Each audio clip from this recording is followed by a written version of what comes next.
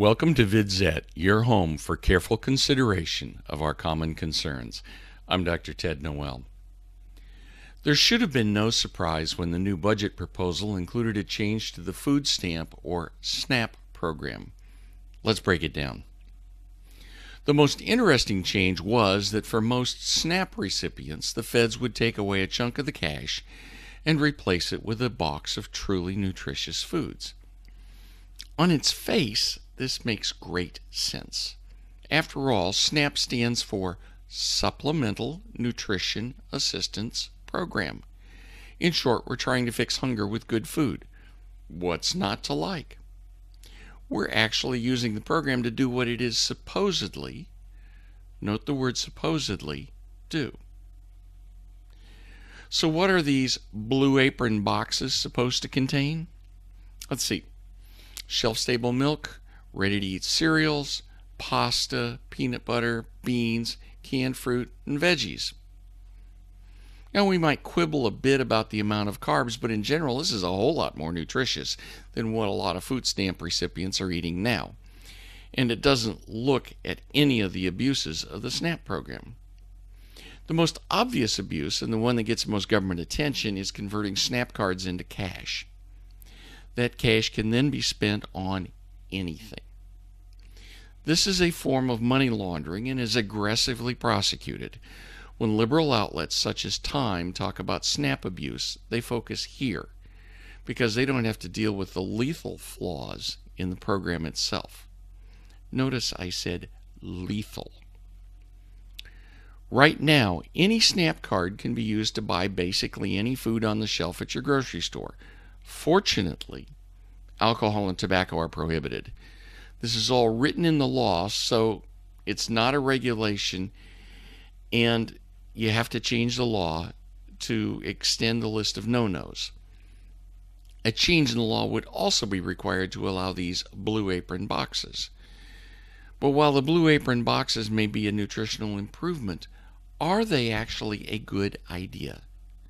And to answer that, we have to consider two economic laws that are often overlooked. The first is our familiar law of the bureaucrat. Remember that each bureaucracy is created to solve a problem. This implies that the bureaucrats in it are the only ones smart enough to solve it. And if they actually solve it, then there's no reason for them to continue. That means their jobs will go away, so they can't actually solve the problem. It's a bit like the old joke, Jesus is coming, look busy. So the bureaucracy will live forever and grow. That's the worst possible outcome. And the law of subsidy guarantees that it will get worse. Someone will have to assemble the prescribed bits of the meal boxes. That will be a federal contractor. Now you've subsidized someone who will guarantee financial support to any political figure who will vote to continue or enlarge the program. This is nuts. There is a better way. We know, that's right, we know that carbs are killers. As I noted in my YouTube video, Your Government is Out to Kill You, the scientific studies all show that high-carb diets, drumroll please, your government's preferred diet for you will kill you. You see, high carbs raise insulin levels. High insulin levels store fat. That's insulin's job. It's not designed to lower sugar, that's just how it stores fat. The more fat you store, the more insulin it takes to do the job, and that's called type 2 diabetes. Yep.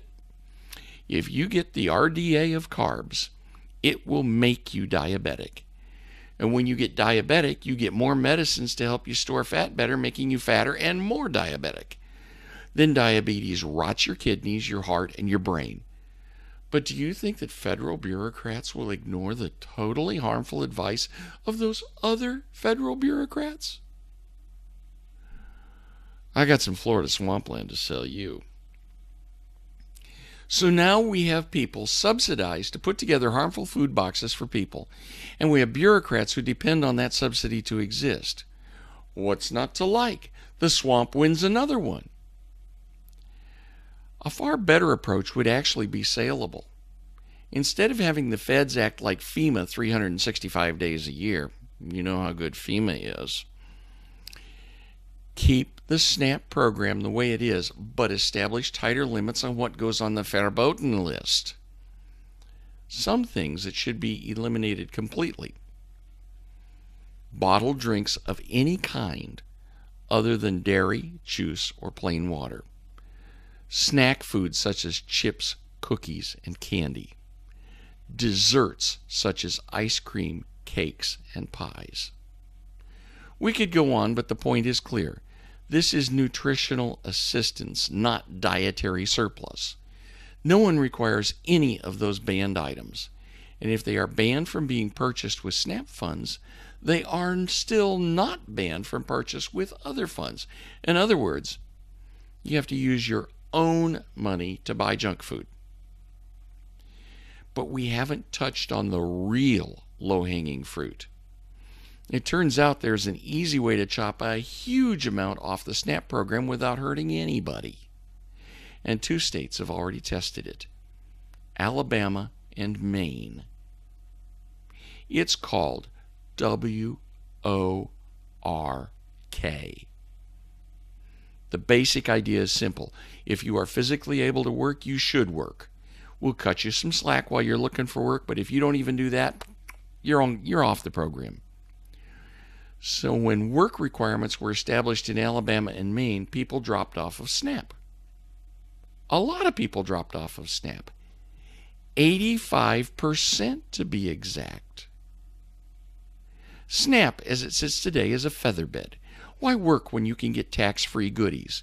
With all the various taxes around, an untaxed dollar might be worth as much as $2 with tax taken out. So why work if you don't have to? So the very best cure for SNAP is pretty simple. Work requirements. Follow the pattern in Alabama and Maine. And don't even let it be a state option. Make it a requirement. Chopping $55 billion plus off the federal budget won't cure all of our woes, but it's a good start. Then pop in the diet restrictions we just listed so the food real needy people buy doesn't make them sick. This is probably doable. The question is whether Congress can be made to hear. I'm Dr. Ted Noel.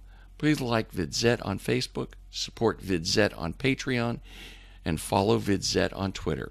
Thanks for watching.